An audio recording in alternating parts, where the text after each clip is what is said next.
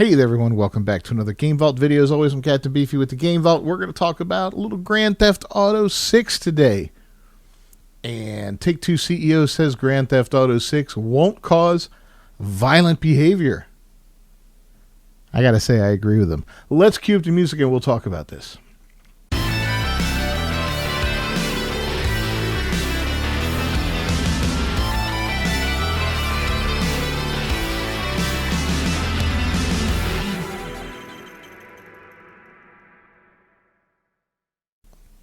All right, so this is coming from the gamer here, and a couple bullet points here. The question of whether video games causes violence has once again cropped up, but Take-Two CEO Strauss Zelnick says he's not worried. And ahead of GTA 6, he argued that entertainment doesn't create behavior, entertainment reflects behavior. Now, there's been all kinds. Now, let's go back. Let's go back to, God, what was it? In the late 80s, early 90s, I think, when this craze first really began. I think it was the early 90s. The days of Mortal Kombat. If you weren't there, you should have been there, right? We had heavy metal music was under attack. Guys like Dee Snider and Frank Zappa were in congressional hearings talking to Tipper Gore, and fighting against censorship. The ESRB was created around about that same time for video games, giving them ratings, whether or not they were suitable for teens, children, adults, or whatever. And, movies always had ratings, well, not always, but movies that had ratings for a long, long time. And I dig it, especially if you're considering the modern landscape of games. Look at what games have in them today, right? There's a lot of stuff out there kids really shouldn't be exposed to in games. So the SRB, yeah, I get it. Otherwise, if we didn't have that, would we be limited to what we could put into games because it is far too violent or far too naughty to put in there or something along those lines? Would we be restricted overall? Like, I remember as a little kid seeing the comics code up in all the Marvel and DC comics, and I guess that determined what could be shown in a comic book, just how far a comic book could go as far as violence and that sort of thing goes. So, the SRB kind of does the same thing as it rates different games on different levels here. So you can have games like Mortal Kombat, which just push the limits as far as violence goes and blood and guts and these fatalities that are just over the top comic book insane violence, and they're hilarious, but they're also gross, you know what I mean? And I can see why you wouldn't want kids exposed to them, even though as an adult we're like, oh wow, that's badass. It's not going to cause violence, right? There's been plenty of studies showing that it doesn't cause violence, and this has been proven time and time again. But people like to get on this bandwagon and talk about it and think that it does. And this is not, it becomes a political issue from time to time. And both sides of the aisle like to jump on this. It's not just a left-wing thing or just a right-wing thing. We see it a lot on the left, but we've seen it on the right too. And we'll talk about a little bit of both of that. We talk about Tipper Gore right now, but we've got some other ones we'll touch on here.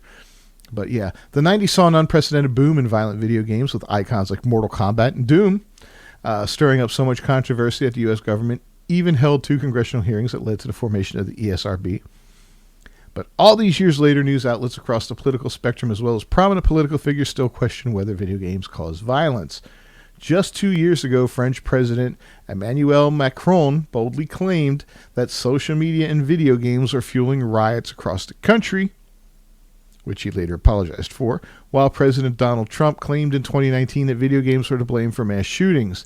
It's not the first time such acts have been blamed on games either. In 2009, after the Winnenden school shooter was found to have been a fan of Counter-Strike and Far Cry 2, Germany considered a blanket ban on all violent video games. Now, the Trump thing, back in 2019, he said one way to prevent future mass shootings, President Donald Trump suggested on Monday, was to take a firm stance against violent video games. We must stop the glorification of violence in our society. This includes the gruesome and grisly video games that are now commonplace. It is too easy today for troubled youth to surround themselves with a culture that celebrates violence. We must stop or substantially reduce this And it has to begin immediately, Trump said in brief remarks from the White House after massacres in El Paso, Texas, and Dayton, Ohio killed at least 31 people over the weekend. Now, so, it's no secret that I'm a fan of Trump, but sometimes, he goes off on these things without much thinking. And I think his handlers just write this stuff up here without thinking, and he just goes and reads these things off. Anyone who does any small amount of research would know that video games don't cause violence. And like the CEO says, the art reflects society. Society doesn't follow the art, right? Grand Theft Auto, in the last 24 hours, Grand Theft Auto 5, a violent video game that glamorizes crime and, shootings and all kinds of stuff. Very bad behavior, very, very bad behavior. This is a game that's been out for 10 years now. Had 161,000 people playing it in the last 24 hours at its peak at the same time on Steam alone. Doesn't count PlayStation or anything else. That's Steam alone, okay? At its height, it had 364,000 players at its peak. That's insane. That's a lot of people playing.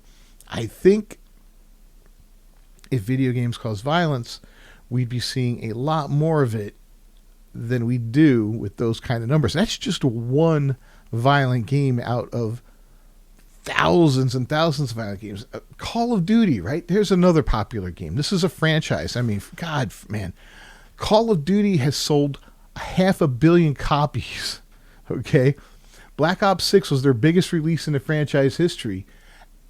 As of the time this little thing was written here that we're looking at, 500 million copies. If it caused violence, I think the whole world would be on fire by now, So, granted, I'm not using any scientific facts here or anything like that, but there's plenty. Go look up some studies on this kind of stuff. It doesn't cause violence. People are able to differentiate between video games and the real world. Now, that's not to say that there aren't some sick people out there that cannot differentiate between the real world and fantasy and may get sucked up into these things. I get it. That's always a possibility.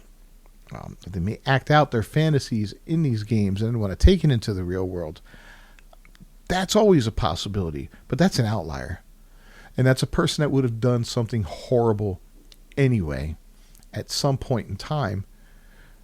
They just would have found some other form of inspiration, in my opinion. Okay? So anyway, for 3 decades, it has been an incredibly controversial topic across the globe. And with GTA 6 focusing on a Bonnie and Clyde-inspired couple committing a crime spree across Florida-inspired Vice City, the question has cropped up again. Do video games cause violence? Take-Two CEO Strauss Zelnick, however, says he's not worried. To be clear, entertainment doesn't create behavior. Entertainment reflects behavior, Zelnick said in an interview with CNBC, as reported by Video Gamer.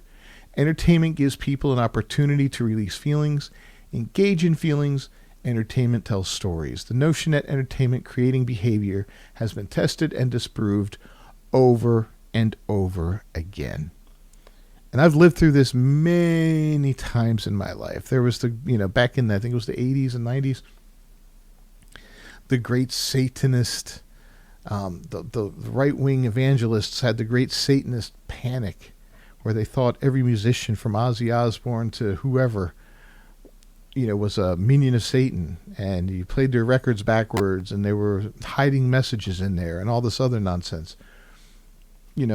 So I've seen this stuff time and time again.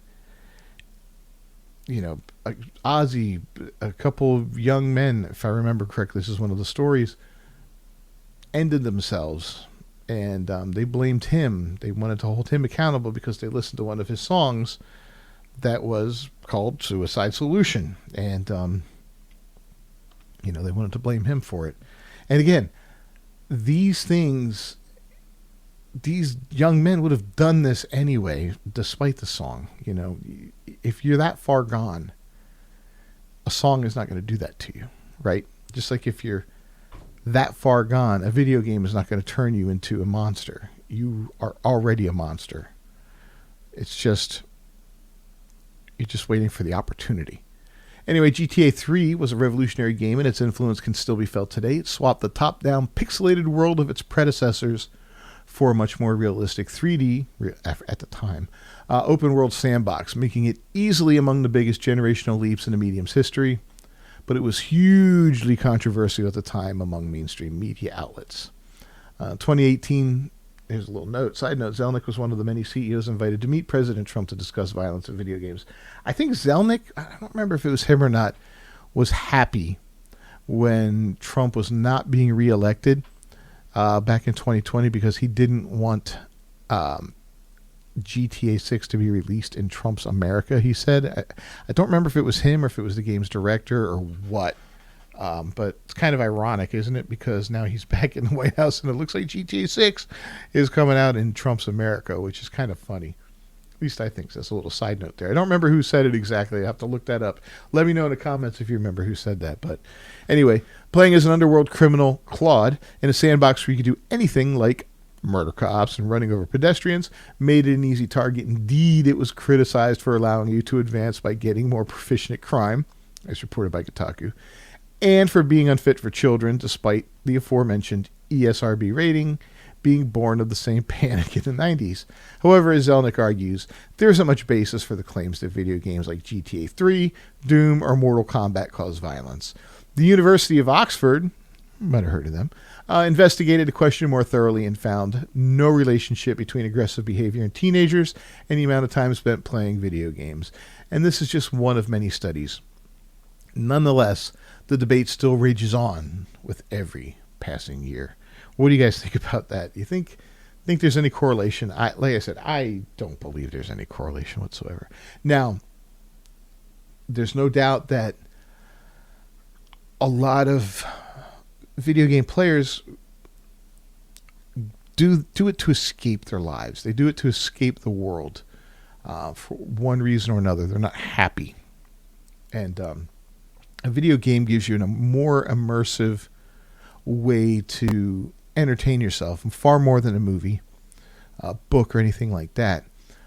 Books have an ending, movies have an ending, and all that. A lot of these video games, especially these games like Grand Theft Auto and all that, these online games that last forever pretty much, you can become a whole new persona in there.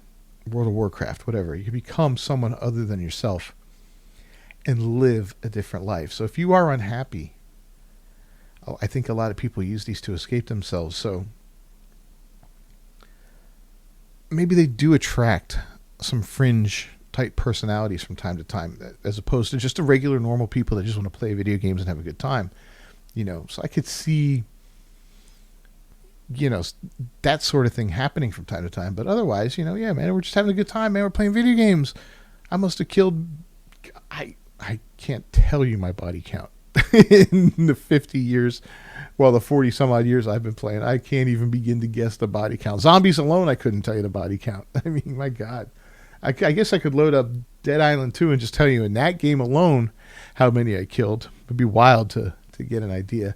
Anyway, let me know your thoughts down below. Do you think there's any relationship between video game violence and real world violence? And if you do, tell me why you think that way. I'm kind of curious. Don't forget to leave a like on the video down below, subscribe to the channel, and ring that bell for notifications. I will see you guys next time. Until then, peace.